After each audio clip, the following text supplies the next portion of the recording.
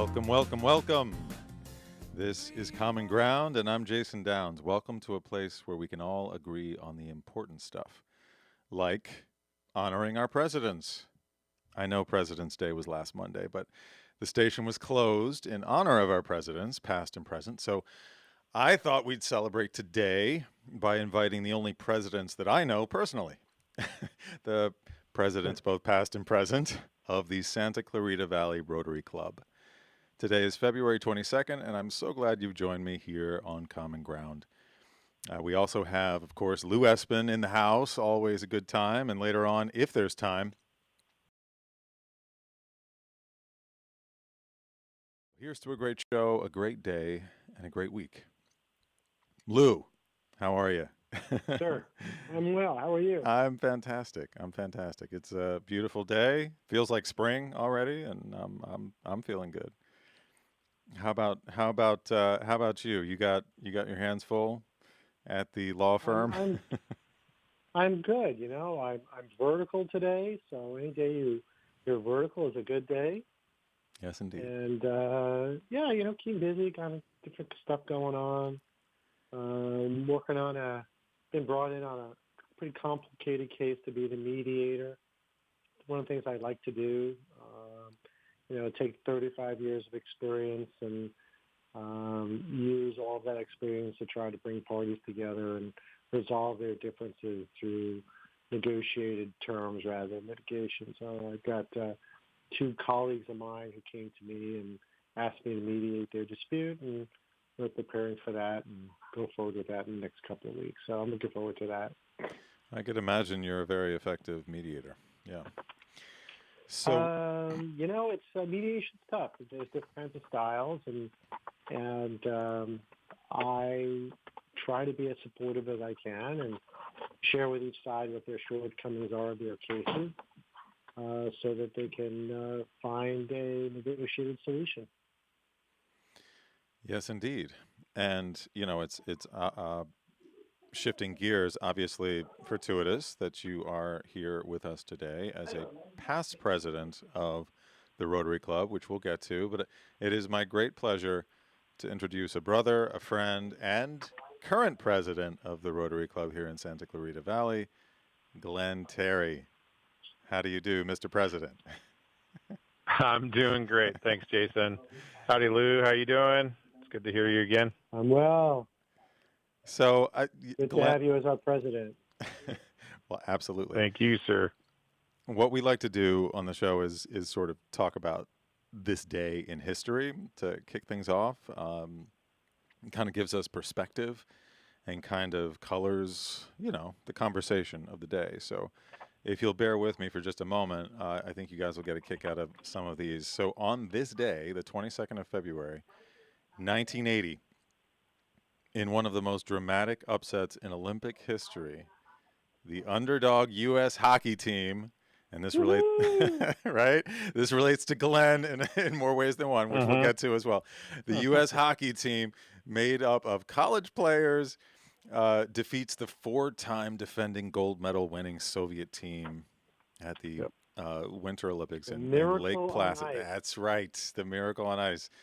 Right. I Yeah, was in Albany, New York at the time. ooh, Uh, friends of mine went to the game.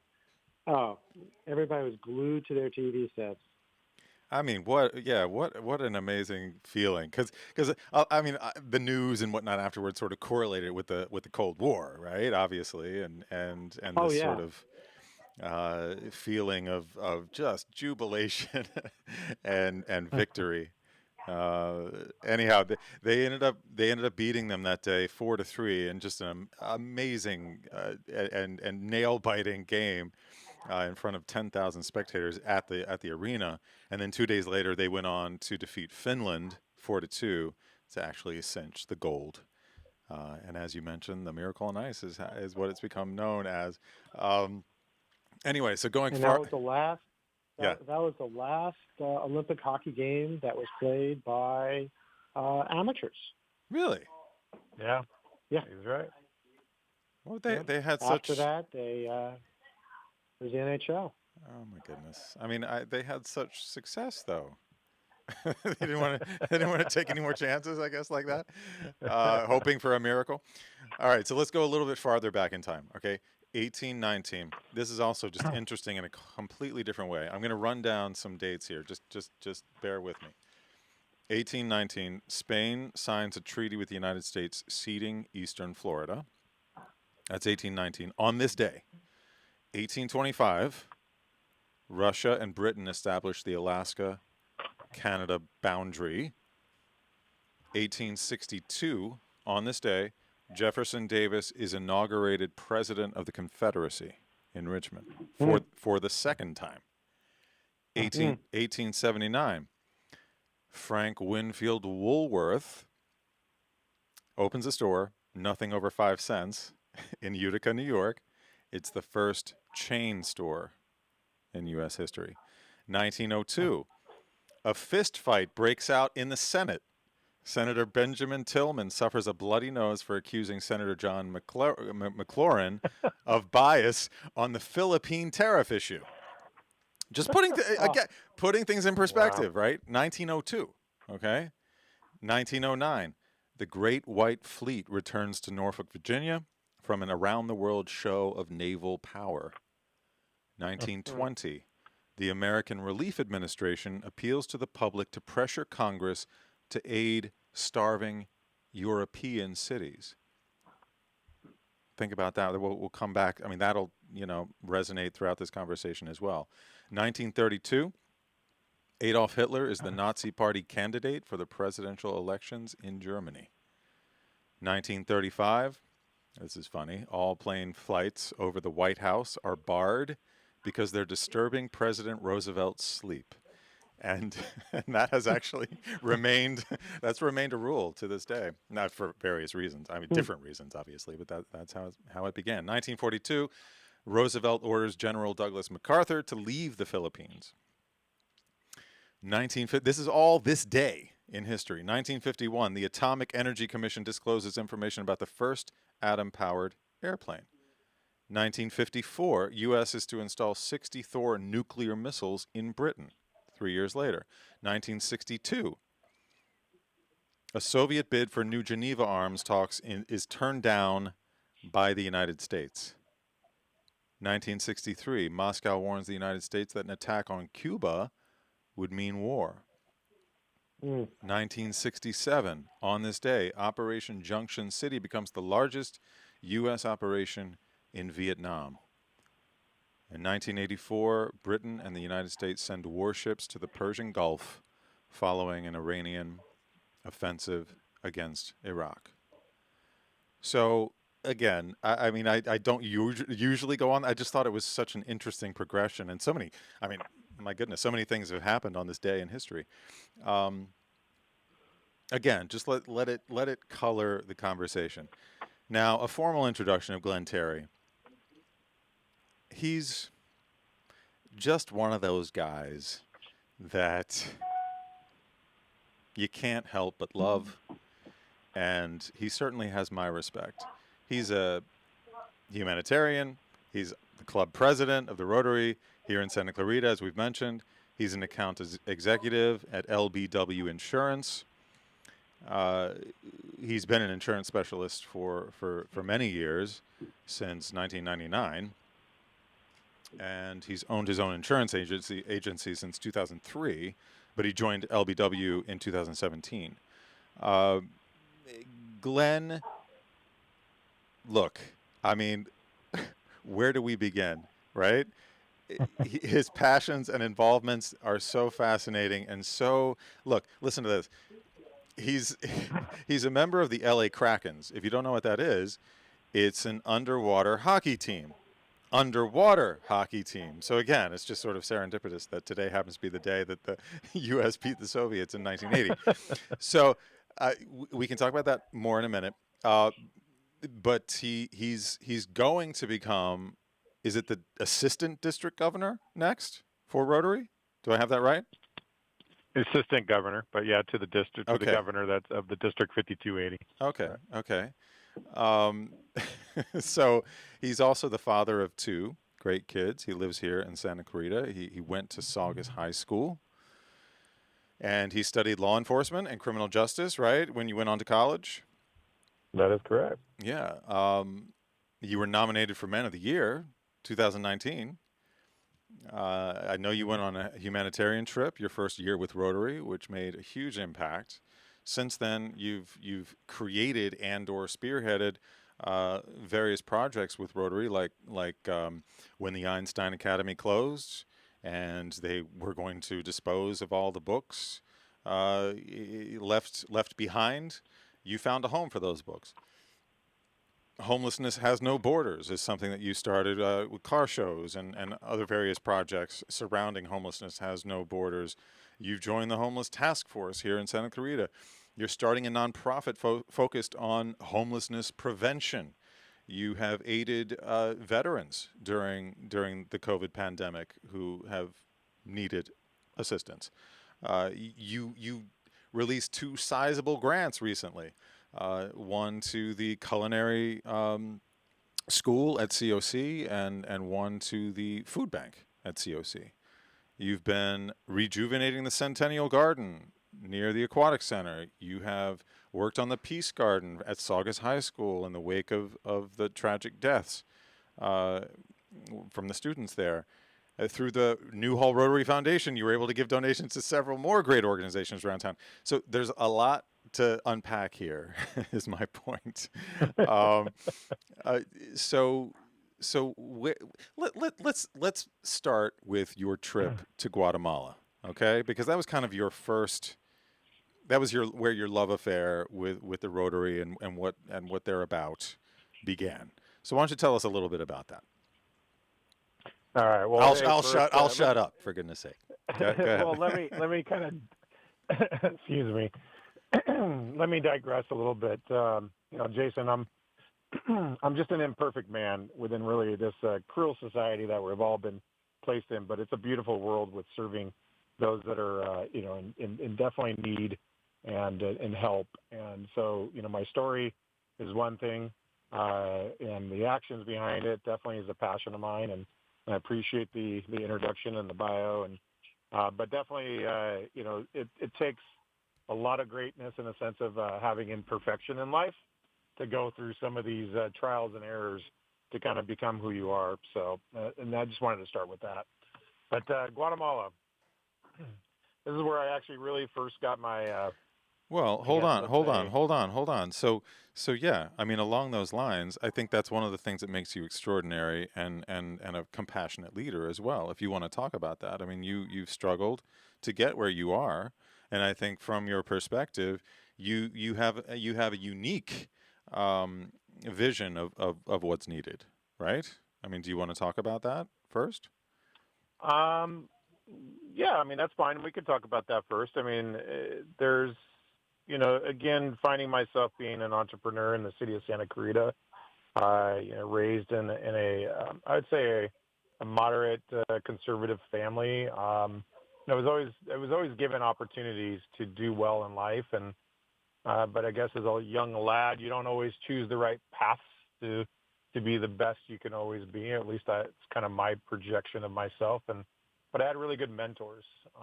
Those mentors were like coaches and teachers and family members, and but during this time of process of life, I've taken a lot of time to dissect the life that I guess, been granted, and continue to run that path as a father of two, and my son's off to college here coming up this year, and my daughter's going into high school, and to have time of understanding of disabilities from my son since he was born. Those were challenging times as a parent, and the challenges of the economy with the business, being an entrepreneur, and even just from I don't want to say the failures, but there are learning experiences from marriage to relationships to just knowing oneself. So I've had to really digress a lot on the path that I've gone through, and I think Rotary really helped me kind of find that extension or that family Mm. Mm-hmm. that's given me some guidance to stand behind. And they're a very traditional organization, but at the same time, very open with the idea of looking towards the future and change, and it's all kind of aligned with, I guess, who I am today. So what happened in Guatemala? You took a Well, let's humanitarian trip, right? And this was one of your. yeah, first year in Rotary. I saw the opportunity, and it was And this is the an kind of thing you opportunity can I've just. never taken before. This is the Yeah. kind of thing you can just sign up for, right? Once you're. Yeah, once you're a Rotarian every year, there's always a district humanitarian trip that they organize, and unfortunately, with COVID, that's put some time off on this last year, and we're hoping, but I think this year even may be off as well. I'm not sure, but if I heard from, but Luke could probably chime in on that from the district side of it, but more or less the idea of Guatemala for me was way outside my comfort zone. I mean, I was a person that never had a passport. I had never traveled more than maybe as far as Tijuana into Mexico. Hmm.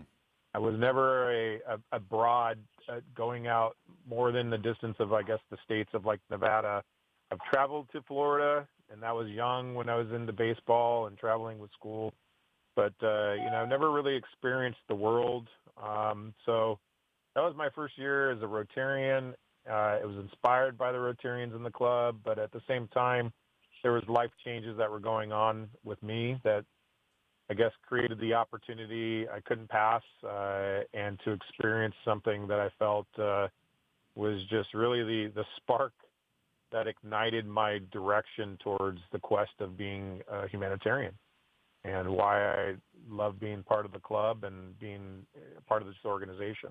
Can you give us an example of what you experienced there? Like one thing that stands out? Sure.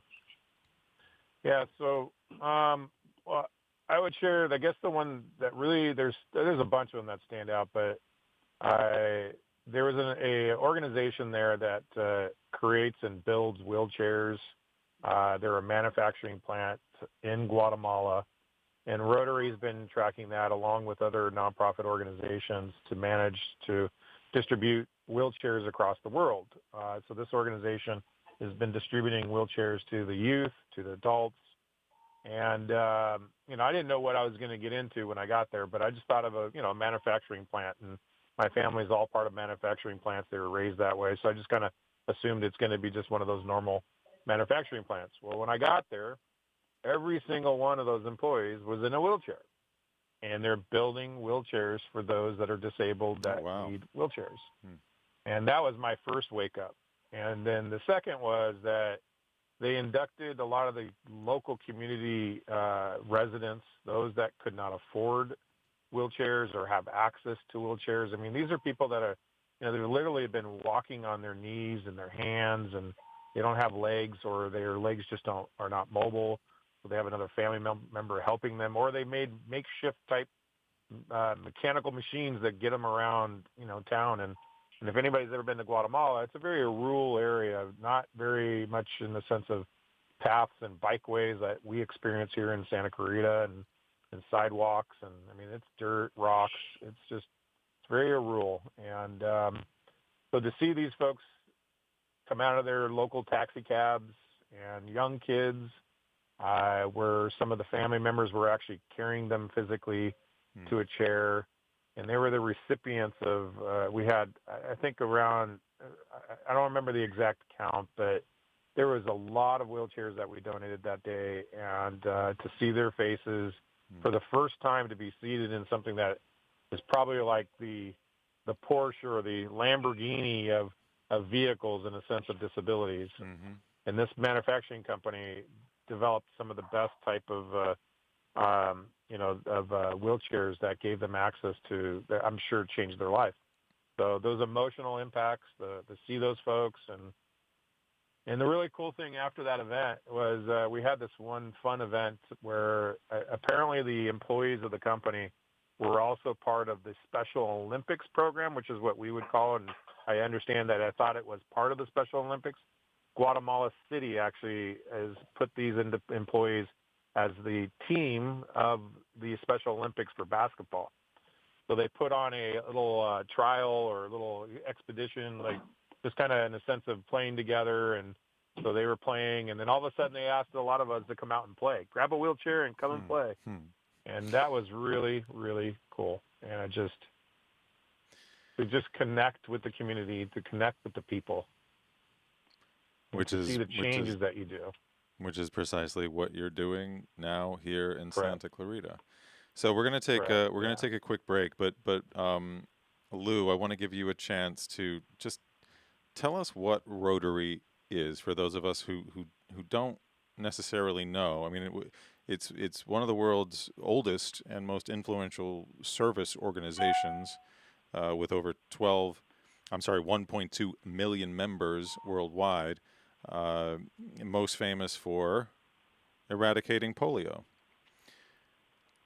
Tell us, in your words, what people should know about Rotary. Wow, there's so much to be said.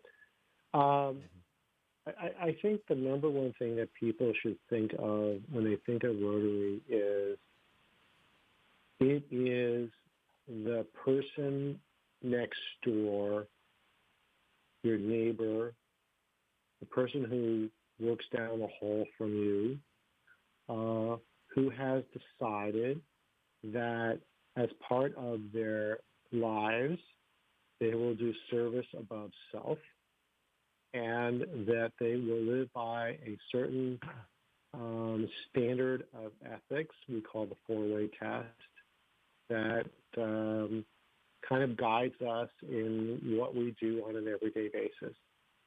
And as Rotarians, we are guided to look for people who need our help, whether it is in our local community or our regional community or worldwide. And it is knowing that wherever you go in the world, there is probably a Rotarian and a Rotary Club who you can immediately meet up with and bind with and continue to do the service above self that Rotary stands for. I don't think I can say it any other way but that way. Well, and on that, we will take a break, but please stay with us. We're talking with Glenn Terry, current president of the Rotary Club, and Lou Esbin, past president. We'll be right back here on KHTS 98.1 FM and AM 1220. It's allergy season again. You've tried it all, yet your sinuses continue to be a problem. Try something different, something holistic, something that will really work. Acupuncture. Kathleen Keneally is Santa Clarita's acupuncture and innate specialist. She's been treating many of your neighbors and their children for allergies, sinuses, headaches, and pain. Find out how acupuncture can improve the quality of your life. Call Kathleen Keneally for a free phone consultation. 252-4100. 252-4100. Acupuncture. It really works. Coyote Creek Locations, there's lots to offer. 3 acres of manicured landscape, actually in the heart of Agua Dulce in the Santa Clarita Valley. Crave in the outdoors? I know I am. What about a baby shower, wedding ceremony, reception, picnic, holiday parties? Everything's been moved outside. We need to support healthy space and distancing, I know, but it's not how far apart we are. It's definitely about the treasured memories we create, making moments with loved ones, friends, family. How do you beat that? Go to CoyoteCreekLocations.com. You've got to book your next perfect event. CoyoteCreekLocations.com. I listen to it all day, every day. Hometown, your hometown station.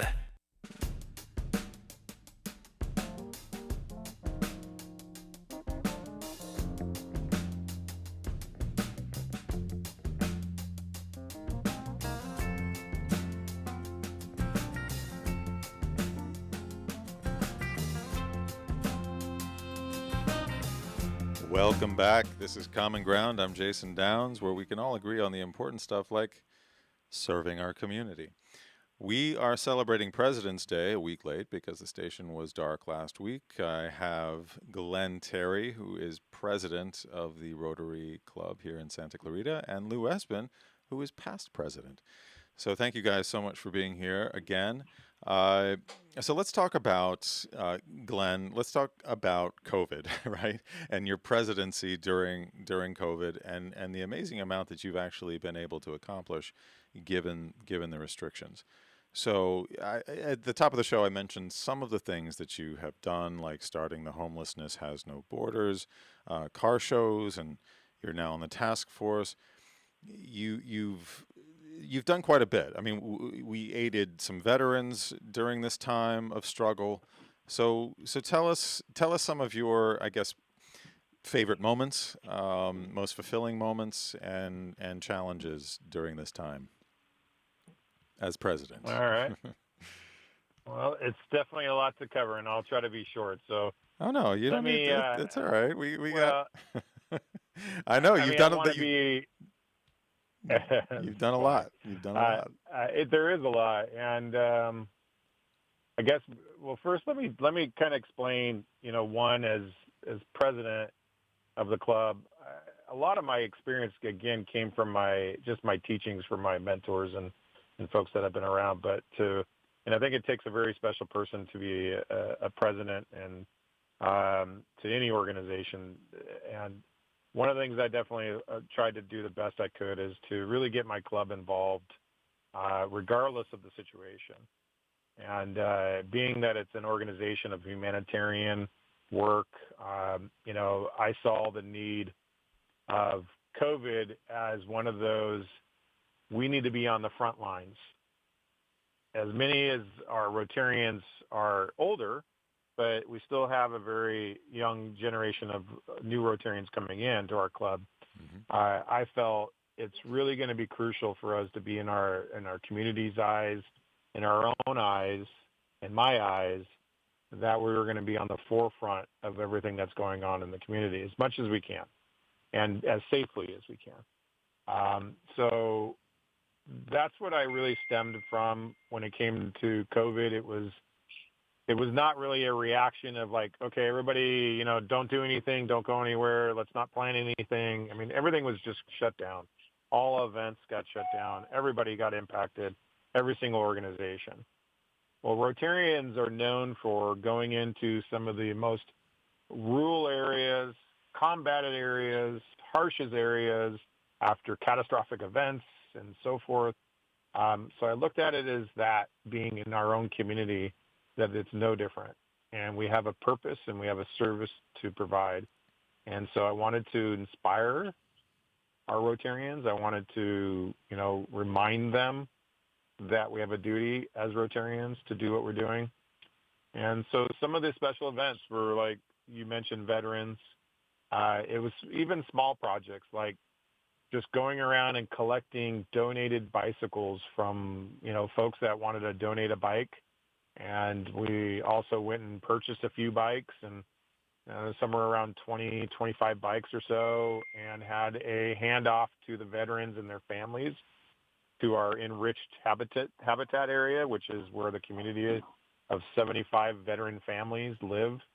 And to see the kids come out, and we set up a cone area that was very, COVID safe and separate, and handoff and a sanitizing station and everything. And if I remember correctly, Jason, you even involved your own son in that event. And I think he'll remember that for the rest of his life. Absolutely. About how he donated his bike to a veteran. Absolutely. So that was a really impactful one. I had a good friend of mine, girlfriend, who helped a tremendous amount from the Glendale Police Department to participate. Mm-hmm. And, she donated a several amount of those bikes and helped collaborate. So it just really kind of inspired and helped the group to kind of get motivated, even on when it came to some of the smallest events. This was like small on the scale of what we're normally used to doing.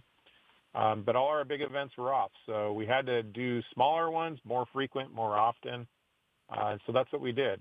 We donated lunches to the sheriff station, local sheriff station. We donated lunches to the Bridgestone, or not Bridgestone, it's the elementary school over at Bridgeport for the teachers, and the staff and faculty.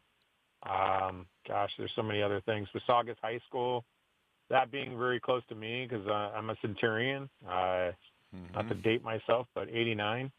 And but it meant a lot for me to participate in Saugus for that.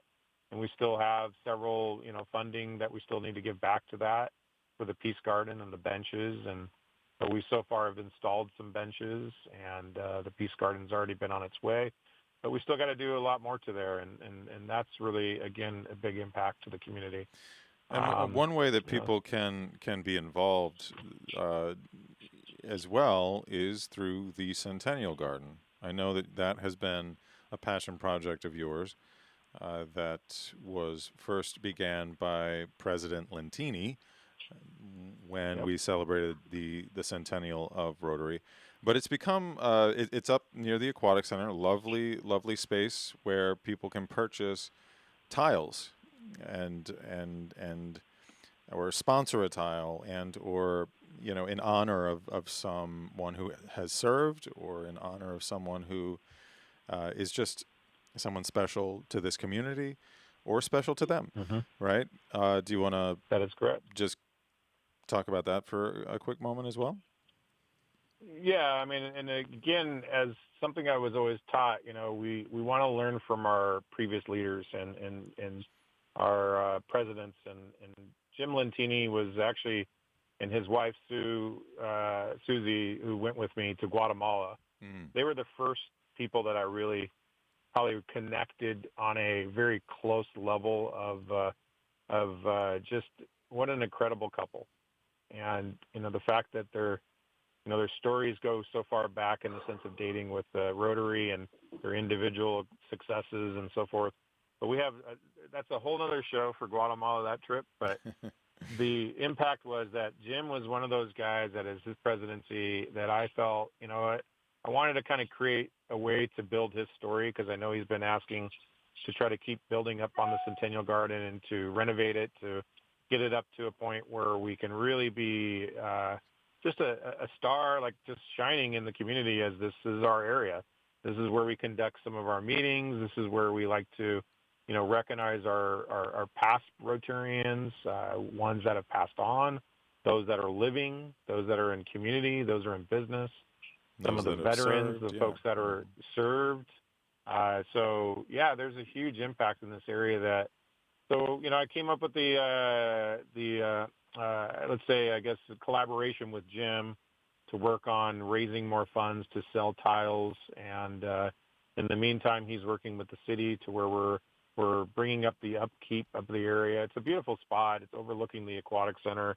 And we've also had a fireside chat is what we call it in Rotary, where we get Rotarians together and we just have an outdoor type gathering of just conversation and catching up and who we are and what you've done and just to get to know each other more. So those are great areas up there. But the tiles are definitely going to be a huge impact to our club because, one, the funds go back into our Newhall Rotary Community Foundation, which the money that comes from that is how we purpose the interest to earn back to our nonprofits in the community.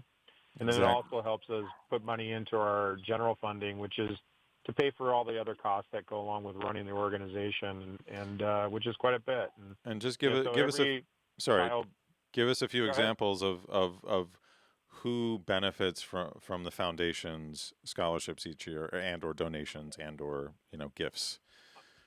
Well, the nonprofits, the list is fairly great in Santa Clarita. We have a long list of nonprofits, but there are those that are close to to us in the sense of what we donate back to. And there's the Gear nursing program, and I'm missing the other part of that name. Lou, if you can help me with that.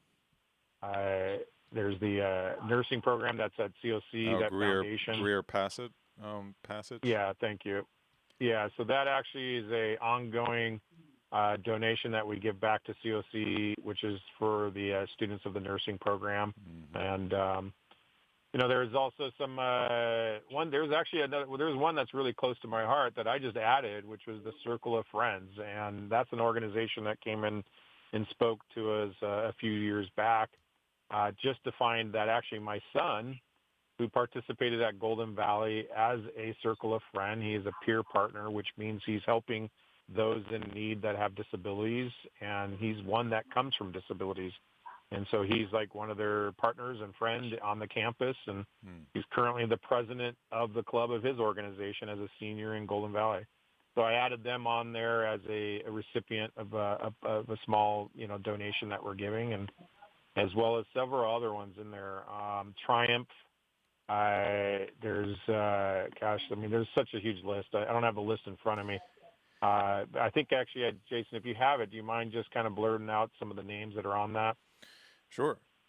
In the meantime, I do have it here, but in the meantime, Lou, why don't you tell us what your focus was during your presidency? Because I know that each president sort of gets to choose, a bit of the direction that they want to go. And for instance, Glenn uh, really wanted to make an impact on the homelessness issue here in Santa Clarita, and I think he has done that and will continue to do that. What was your focus during your presidency? My focus was more on having our Rotary Club no longer being the best kept secret. Hmm. So my year, we dedicated the vintage street clock in downtown Newhall, and we used my year the slogan of "It's time for Rotary," or "Meet me under the Rotary clock," which was picked up by some other businesses in the area.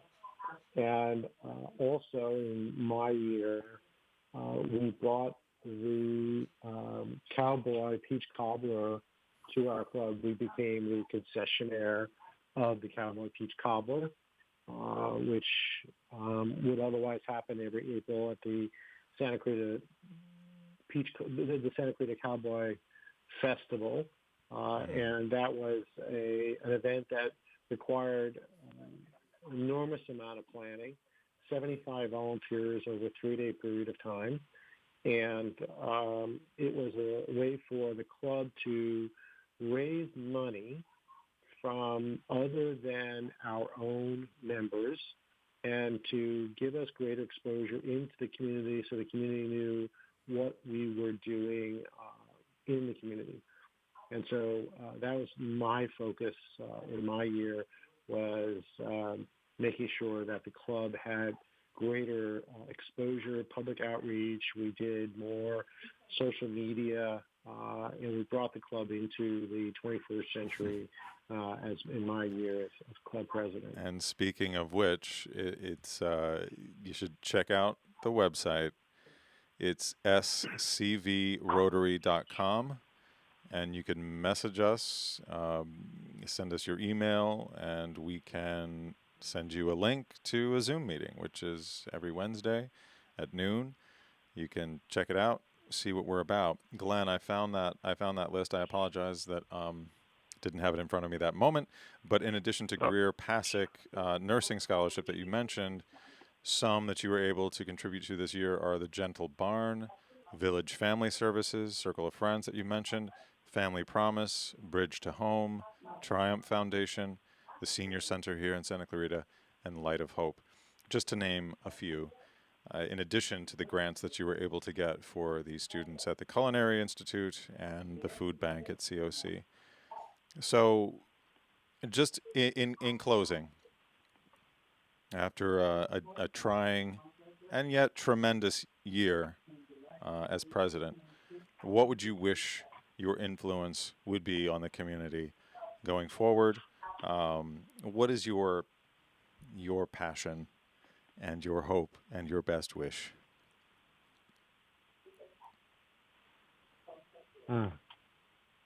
Well, I think going forward, I would love to see the community. Well, one, our community is very well known for doing exactly kind of what we're doing, which is really giving back and helping those in need. And it's one of the great things about our city, I believe. But there's just, I think the message is be part of something.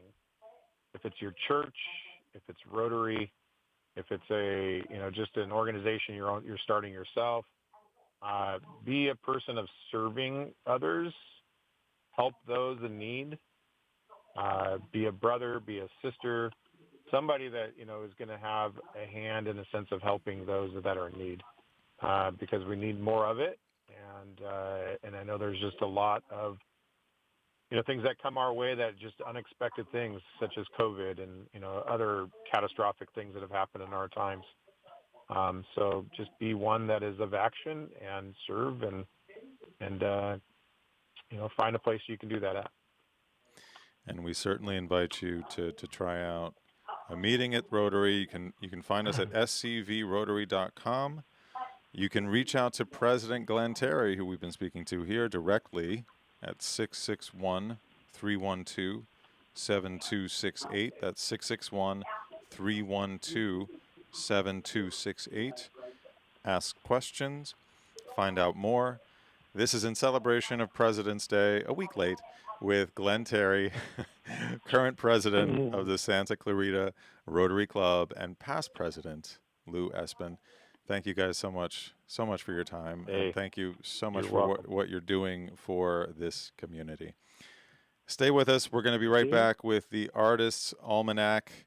So I'll see you in a moment right here on KHTS 98.1 FM and AM 1220. The best live theater can be found right here in the Santa Clarita Valley. The Canyon Theater Guild has been entertaining audiences for decades with top quality musicals and plays. Located on Main Street in Old Town Newhall, CTG also offers workshops for the young actor in your family. For more information, call the box office at 799-2702 or go online to canyontheater.org. There is only one language spoken at Thai Dish, and it sounds something like this. This is great. Once people get a taste of Thai dishes, there's really no reason to do any more talking. Make it full of flavor, make it delicious, only at Thai Dishes. Enjoy the atmosphere, love the food. Thai Dishes on Valencia Boulevard for free delivery, 253 Food. That's 253 FOOD. Save water and save money. SCV Water wants to help you find your fit and take advantage of conservation rebate programs that will help you save. Water your landscape more efficiently. Replace your lawn with water-wise plants. Conduct free in-home water surveys. Cover your swimming pool and more. Find the programs that fit your needs and start saving today. Visit conserve.yourscvwater.com to learn more. That's conserve.yourscvwater.com. I listen to it all day, every day. Hometown, your hometown station.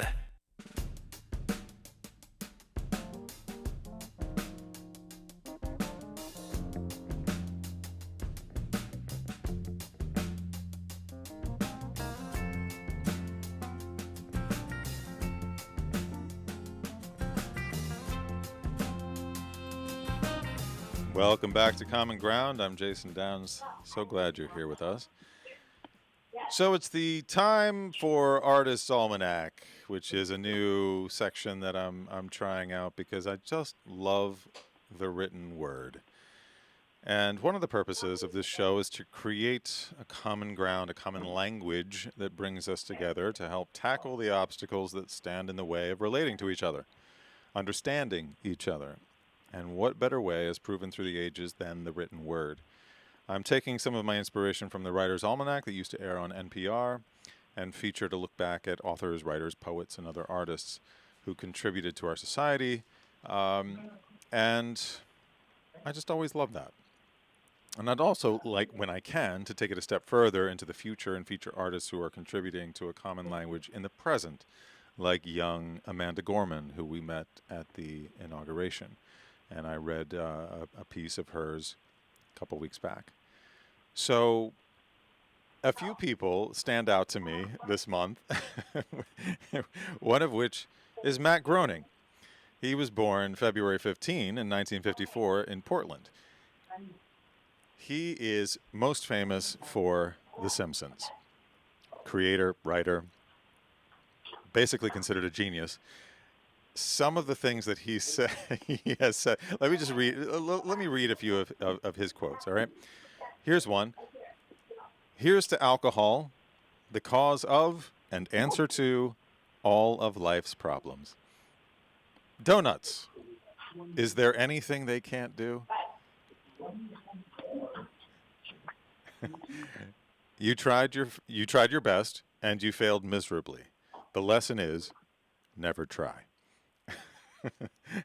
Love is a perky elf dancing a merry little jig. Then suddenly he turns on you with a miniature machine gun. Sometimes he says sometimes people get mad at The Simpsons, subversive storytelling, but there's always another message in there, which is just a celebration of making wild, funny stories. Here's another quote: "When authorities warn you of the sinfulness of sex, there's a very important lesson to be learned there. Do not have sex with the authorities." Anyway, just to name a few. Weaseling out of things is important to learn. It's what separates us from the animals, except for the weasel. Someone else born in February is Norman Rockwell, who I've always loved and appreciated as an artist as well. He said, "Commonplaces never become tiresome. It is we who become tired when we cease to be curious and appreciative." Another artist born in February, Shepard Fairey. Other artists born in February, Johnny Cash, Kurt Cobain, and The Weeknd, who we saw perform at the Super Bowl last week. Garth Brooks, another one of my favorite artists. And Yoko Ono, also born in February, February 18, 1933. She's currently 87. Most of us know her as the wife of John Lennon, but she also had a lot of interesting things to say. She said, "You change the world by being yourself." She says, "The regret of my life is that I have not said I love you often enough." She says, "Smile in the mirror. Do that every morning, and you'll start to see a big difference in your life. When you're suffering, you become more understanding about yourself, but also about other people's suffering. That's the first step to understand somebody, is to understand their sufferings. And then love follows." Beautiful words. Other poets and authors that were born during this month, W.H. Auden, Henry Wadsworth Longfellow, excuse me, who was an American poet and educator. He's famous for Paul Revere's Ride, The Song of Hiawatha, and Evangeline. He was actually the first American to translate Dante's Divine Comedy and was one of the fireside poets from New England. Victor Hugo, who was a French poet, novelist, dramatist of the Romantic movement, most famous for Les Miserables. Jason, can I interrupt? Yes, sir. I believe we have Carl Goldman's birthday. You have Carl Goldman's what? Birthday. Today. Really? February 22nd. Look at that. I think so. It's an auspicious day. No, I Patty think so. Patty is agreeing with you. Yes. Well, happy birthday, Carl. We wish you. And a shout out to my dad. He'll be 94. Oh my goodness. On the 27th. Oh my goodness. All right. Wow. How's he holding up? Sorry to interrupt, but I thought that was those two were closer to home. No, please. Another one of my favorites is Edna St. Vincent Millay. I don't know if you're familiar with her. She was born on this very day as well, in 1892 in Rockland, Maine. Edna St. Vincent Millay, was an American lyrical poet and playwright. She was encouraged to read the classics at home. She was too rebellious to make a success of formal education, but she won poetry prizes from a very early age, including the Pulitzer Prize for Poetry in 1923. She went on to use verse as a medium for her feminist activism, and I just want to, I love her work, so let me just read a couple of hers. They're very short. This is Afternoon on a Hill. I will be the gladdest thing under the sun. I will touch 100 flowers and not pick one. I will look at cliffs and clouds with quiet eyes, watch the wind bow down the grass and the grass rise. And when lights begin to show up from the town, I will mark which must be mine and then start down. That's Afternoon on a Hill from Edna St. Vincent Millay. This is First Fig. My candle burns at both ends. It will not last the night. But ah, my foes and oh, my friends, it gives a lovely light. And this is Second Fig by Edna St. Vincent Millay. Safe upon the solid rock the ugly houses stand. Come and see my shining palace built upon the sand. That's Edna St. Vincent Millay, born this day, and that has been Artists Almanac. I want to thank my sponsors, Denny & Company, LLP, Certified Public Accountants. They make your life less taxing, especially this time of year. Reach out to Matt Denny for all your accounting needs at dennyllp.com or by calling 661-286-8860. That's Denny & Company. They make your life less taxing. And, of course, the law offices of Lou Esbin. When experience counts, count on experience at esbinlaw.com. That's ESBINLAW.com. 35 years serving the Santa Clarita Valley.